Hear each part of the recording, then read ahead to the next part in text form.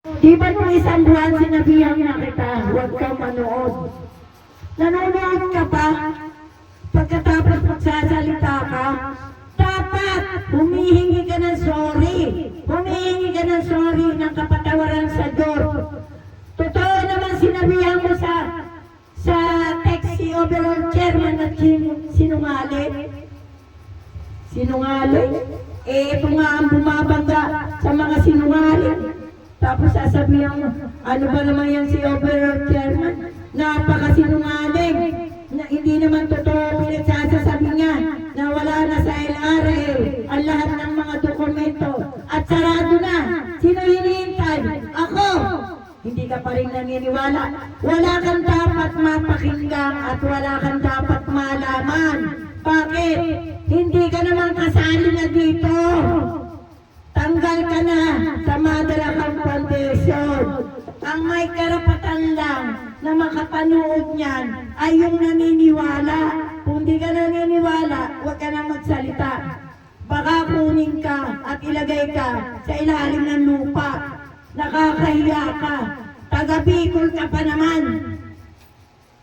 Madadamay na sa iyo ang lahat ng taga-Bicol. Bakit? Bicol ka eh.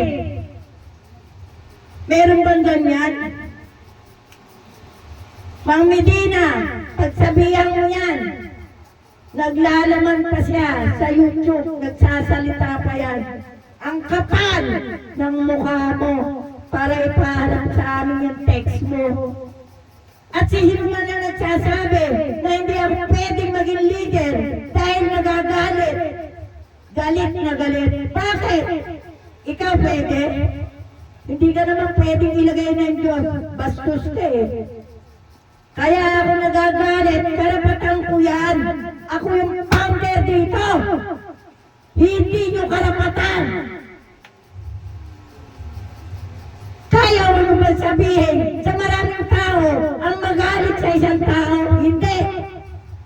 Mga duwag naman kayo. Ako may karapatan. Dahil ako ang founder, hindi ikaw. Kaya ikaw, bobo ka. Marlene Trinidad, bobo ka. Ako pa kinakalaban mo, bobo ka. Sinisilaan mo pa kami sa mga tao. Lahat ng taga-Bicol, sinasabihan mo. Marites ka. Hindi ka lang marites. Salbahe ka at devil ka. May gana ka pa sabihin sa mga tao na umalis na kayo dyan sa Madalakang Foundation. Ang kapal ng mukha mo para sumama sa iyo. Bakit?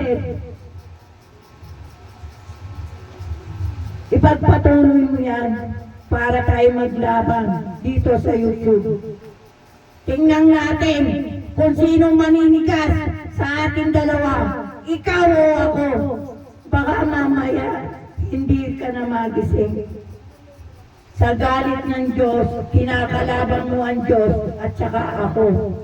Marami nang namatay na nagalit sa akin dahil ako daw ay parangkahang magsalita. Natural! Ako founder dito, hindi naman si overall chairman. Si overall chairman, walang karapatang magalit sa inyo. Isusumbong lang sa akin yan. At walang karapatang magtanggal yan. Pinag-uusapan namin yan. Kaya ikaw, tinanggal namin dahil bastos ang bibig mo. Si overall chairman, sasabihin mo, sinungaling? Devil ka. Kami nagpapakahirap kahit saan pumupunta kami para maayos lang ang kalayaan ng ating mamamayan sa kahirapan. Pero ano ang pangarap ko? Sirain mo ang isang tao? Ako? Masisira mo? Ulo mo masisira? Hindi ulo ko. Sayang! Sayang ang mga pinagdadadaldal niyang Mang Medina. Mang Medina at Kapitan Di Guzman, Mario Di Guzman. At Engineer Bueno. Pagsabihan mo po yan, kayo ay mga officer ng Madalakang Foundation. upang ipaglaban ang mali at tama. Ang tama ang ipaglalaban nyo sa ito na ang katotohanan. Kaya ako humingi sa inyo na sabihan nyo yan, itahimik niya bibig niya, at kung hindi, patuloy kami maglalaban sa YouTube. Tuwing Biyernes, meron ditong Bible study para marinig at mapakinggan ng ating mga opiser ang mga kaganapan ng ating pagpapala ng Diyos. At kung sino man ang nagsasalita na hindi ako pwede maging leader, ikaw pwede. Hindi ka pwedeng maging leader. Bakit? Hindi ka nga nagugustuhan ng Diyos eh. Kaya mo bang sabihin ang mga sinasabi ko ngayon? Kaya mo bang gawin ang ginawa ko ngayon? At hindi ka naniniwala sa amin? Ikaw ang gagawa? At ikaw, Ariel, tumahimik ka rin. Kung hindi, isa ka rin na mawawala sa ibabaw ng lupa. Magagalit ng magagalit sa iyo ang Diyos. Hindi ka na padadala ng angel na tutulong sa iyo. Sira ulo nyo. Bakit sira ulo nyo? Ala naman kayong binigay sa amin. Sasabihin nyo ang tagal. Wala naman kayong pataglo sa amin. Sasabihin nyo ang tagal. Ang maitutulong lang ng lahat ng membro ng ito na ng katotohanan, mag-pray, mag-pray. Hindi yung kung ano-ano ang sasabihin nyo na mga scam o ang tagal naman o ano ba naman, kailan ba mag-pay out. Kaya nga tayo hindi nag-pay out pa dahil nililinis kayo. Inaalis ang mga tao suwail sa kautusan. Bakit? Meron na nga tayong foundation eh. Kaya nga tayo nag-aaral ng Bible study. Ang sikreto ng Diyos, sinasabi ko sa inyo, sikreto ng Diyos para kayong kagustuhan ng Diyos. Para kayong magustuhan ng Diyos, ang sikreto ng Diyos, hinahanapan kayo ng sikreto ng Diyos. Bakit? Hindi nyo alam ang sikreto ng Diyos. Bakit ako alam ko? Kasi ako ang nakakausap ng Diyos sa buong mundo. Ang yabang ko, ano? Totoo yan. Kaya ang mamamatay, alam ko kung sino mamamatay. Bakit? Sinasabi yan ng Diyos sa akin. Hindi nyo pa alam at hindi nyo pa pinapaniwalaan ng gusto. Ito na nga ang nagaganap. Diba 2021, sinabi ng Diyos yan, magpapadana siya ng galit. Ano yung galit? Yung hindi mga naniniwala sa Diyos. Kaya tayo binigyan ng bakuna at sinakot tayo ng taga-ibang bansa para dyan sa bakuna na yan. Kaya ang lahat at ang iba ay nabiktima ng bakuna na kamamatay na lason. Pwede nang sabihin ngayon yan, hantaran na yan, nasa YouTube na yan. Lahat ng napakunahan, may linya ng kamatayan. Kapag ibinag pa dito, sa ito na ang katotohanan, mamamatay ng walang sala, sapagkat iyan ang batas ng Diyos sa ating lahat. Diba marami na kayong nakikita mga namamatay? Marami na. Hindi biro ang pinag-uusapan natin dito. Kaya ang lahat ng mga dumalo sa birthday ni Overall Chairman, tuloy ang biyaya na pinangako namin na 55,000. Yan. At yung hindi nagpadito at dumalo, 50,000 lang yan. Okay lang na hindi kayo magpadito, pero tingnan nyo naman ang buhay nyo, hindi nyo matatamasa ang biyaya ng Diyos na forever. Hanggang 4 na taon lang kayo, hanggang 3 taon. Iyan yung sinasabi ng Diyos.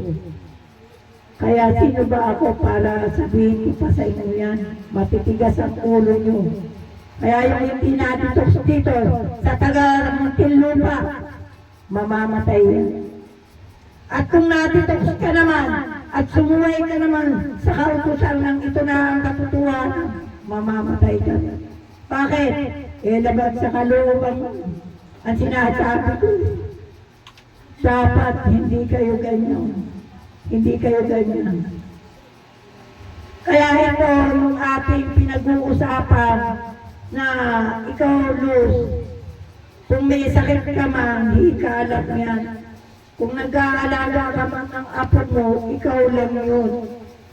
Dapat sinabihan mo ang iyong mga officer, pumunta kayo, kahit ilang kayo, pakonti-konti kayo, tumalo kayo, attendance yan. Bakit kahit isa namang na officer, walang nag-request, ako na lang ang pupunta para mapalitaan ko kung ano nangyayari kay na Madam Overall Chairman, ano bang balita.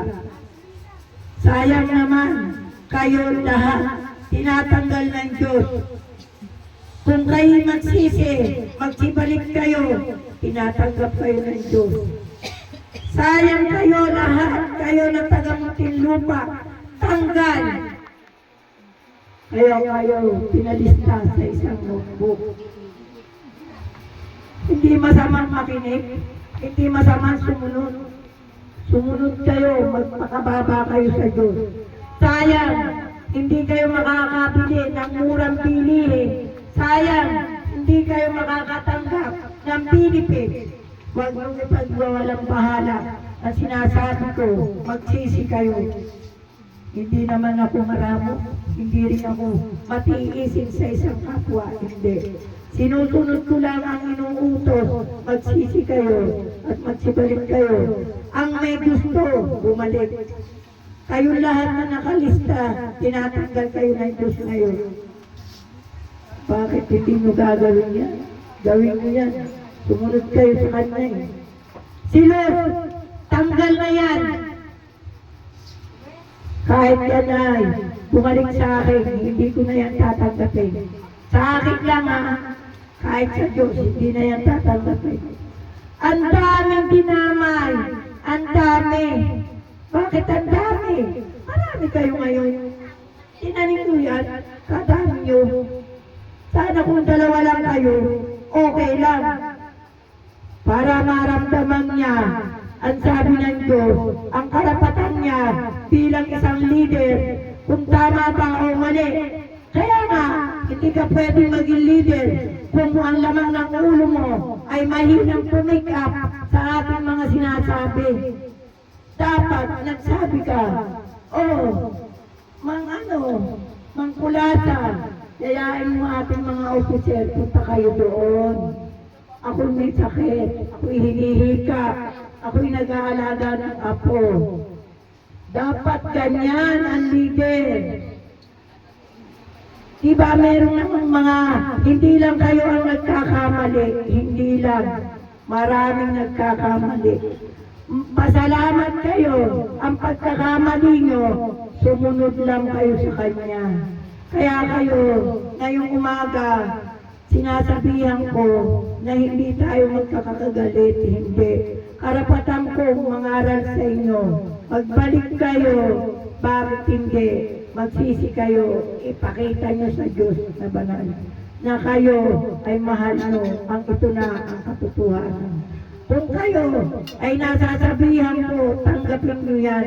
Dahil kayo ay karapatan kong magsalita. Naintindihan natin na kayo, hindi kayo kaaway. Hindi kayo kaaway kagaya nitong nandito sa Bicol. Kaaway yan. Kayo ay hindi kaaway ng Diyos. Nagkamali lang kayo. Dahil kayo hindi sumunod. Para kayo ay mabalik. 1 linggo, 2 linggo, pagsisihan nyo yan. Na kayo ay isang leader. Mag-ayos kayo kung nagkulang ang inyong mataas na leader. Tuktuhan nyo. Mang Luz, pupunta po kami doon kay Madam, pwede po ba? Pag sinabi ng hindi pwede, huwag kayong sumama sa sabi niyang hindi pwede. Pwede! Kahit sinong leader, kahit mababa ang kanyang katungkulan, tinatanggap na pumunta dito dahil para makilala namin ang bawat isa sa atin. Eh, hindi ko nga kayo kilala. Ito lang ang kilala ko. Ito lang. Tsaka ayun. Oh. Ayan lang ang mga kilala ko. Ito, hindi ko masyadong kilala. Ito rin, hindi ko masyado. Pakitanggal ng mask. Iyan, hindi ko kilala yan. Diba? Kaya kayo, pinapupunta ng Diyos. Diba sinabi kong tanggalin? Sino mo, nasa harap ka, hindi ka sumusunod. Okay lang. Dapat kayo masunurin. Dito nga, sinasabihan ko, pag sinabi ko ang kulay ng damit ay green, green. Pag may dumating na nakapula, pinapagalitan ko yan. Bakit ka nakapula? Di ba green tayo ngayon? Kailangan masunurin tayo. Hindi mamaya ka pa susunod. Eh, kaharap mo ko ngayon. Pinatatanggal ko ang mas, ayaw mong tanggalin. Dapat yung maintindihan. Ang kausap mo, hindi original na tao. Hindi. Dapat kayong sumunod.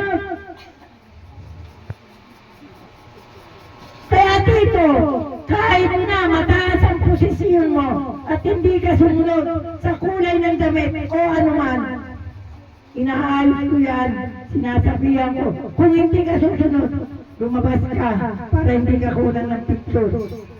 Dahil bakit? International tayo. Ang ating YouTube ay nakakarating sa ibang bansa. Ano sasabihin ng taga-ibang bansa? Ano ba naman yan?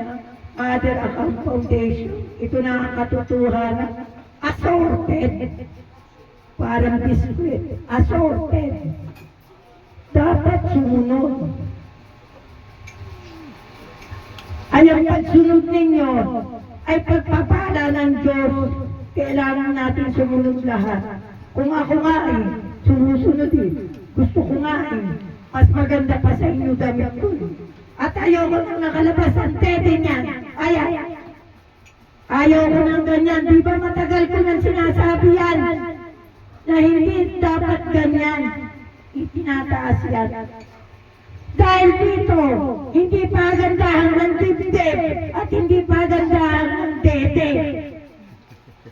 Dito, Mother Account, ang lalaki, hindi rin pwede na nakasando rito.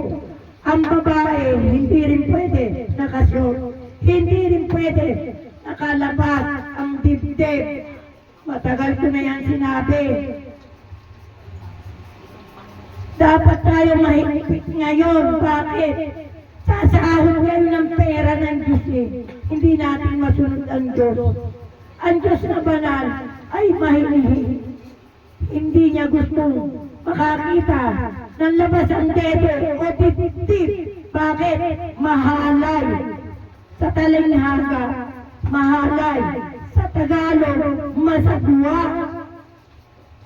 Nung isang linggo nga, meron dibdib. Labas na labas pa nga ang dibdib niya Pinabili ko ng hukay-hukay. Kung hindi ka bibili, hindi ka makakapasok. Paglabas ko doon, sa labas. Eh kayo nasa YouTube Ano sasabihin sa atin? Pabaya ako. Pag sinabi na Mother Account, nanay yan, iyan yung damal at luklukan ng ating banal na Diyos. Ayaw niya ng mahalay, ayaw ng masagwa. Ganon dito sa Mother Account Foundation. Kaya nga t-shirt ang ating damit hindi kung ano-anong blouse. Hindi. T-shirt. Sa totoo lang, marami akong mas sexy mga damit. Hindi ko na sinusuot pag nag-meeting tayo. Iba't ibang kulay. Lahat ng kulay nasa akin. Hindi ko yan sinusuot. Bakit? Masunuring ako sa Diyos yan. Kaya nga tayo t-shirt. t-shirt ang ating uniforme. Maging ang lalaki, maging ang babae. Bawal magpa-sexy ng kulay green na nakalawit na mga dibdib. Hindi pwede yan. Kaya gusto ko mangyari, pasunurin kayong lahat para hindi tayo nagkakaroon ng depresya. Itong pag-aaral ng Bible study, pag-aaral ng kaayusan sa pagharap sa ating banal na Diyos, dakilang Diyos at Panginoong Hesukristo. Ang kaharap natin dito, ang Diyos na banal, ang Diyos na dakila, at Diyos na Panginoong Hesukristo. Kaya nga tayo, pinapantayan, inaayos tayo. Sa susunod na Biyernes, kung sino mang ang dadalo dito, sa ito na ang katotohanan. Ayaw ko nang may mga paseksi na mga damit. Ayaw ko. Gusto ko t-shirt. Sumunod kayo. Huwag kayong matigas ang ulo. Tatamaan kayo sa salita ko. Kahit sino ka.